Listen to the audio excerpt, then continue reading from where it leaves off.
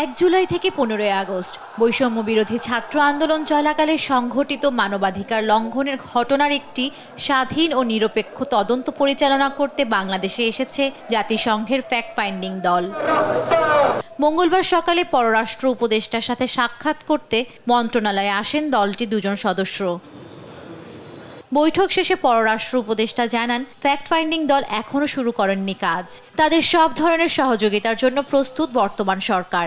দলটি স্বাধীন ও প্রাপ্ত তথ্যের গোপনীয়তা নিশ্চিত করে কাজ করতে আগ্রহী বলেও জানান পররাষ্ট্র উপদেষ্টা। তারা একটু আসলে পাবলিসিটি অ্যাভয়েড করতে চায়, কারণ তারা জিনিসটা কাজ শেষ করার আগে পর্যন্ত এটা নিয়ে তারা কোনো কিছু করতে চায় বলতে চায় না, কারণ আসলে এটা নিয়ে কথাবার্তা হলেই যেটা হবে তাদের কাজ বিঘ্ন সৃষ্টি হবে। আমরা চাচ্ছি যে এটা সম্পূর্ণ নিরপেক্ষ একটি তদন্ত হবে। আমরা ইন্টারফেয়ার করবো না। তাদের কোনো হেল্প লাগলে কোনো এখানে যাবে, সেখানে যদি তাদের নিরাপত্তার ব্যবস্থা করতে হয় অথবা তাদের থাকার কোনো ব্যবস্থা নেই, আমরা হেল্প করতে রাজি আছি। ভারতের শেখ হাসিনার অবস্থান প্রসঙ্গে জানতে চাইলে উপদেষ্টা বলেন, এ নিয়ে ভারতের কাছ থেকে আনুষ্ঠানিকভাবে কোনো তথ্য জানতে চায়নি সরকার। ভারতে শেখ হাসিনার অবস্থানের বিষয়ে আইন দিয়ে সবকিছু চলে না বলেও উল্লেখ করেন এই উপদেষ্টা। সবকিছুই শুধু আইন দিয়ে চলে না। অনেকেই তো মার্কিন যুক্তরাষ্ট্রে গিয়ে 2 বছর থেকে আসছে, তাদের কি 45 দিনের মধ্যে কি তাদের কাগজ সব শেষ হয়ে গেছিল? হয়নি। এখন ভারত সরকার তাকে আশ্রয় দিয়েছে, উনি ওখানে থাকছেন। আমাদেরকে এটা এইভাবেই দেখতে হবে।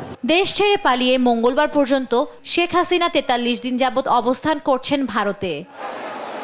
জান্নাতুল মোহনা, দেশ টিভি, ঢাকা।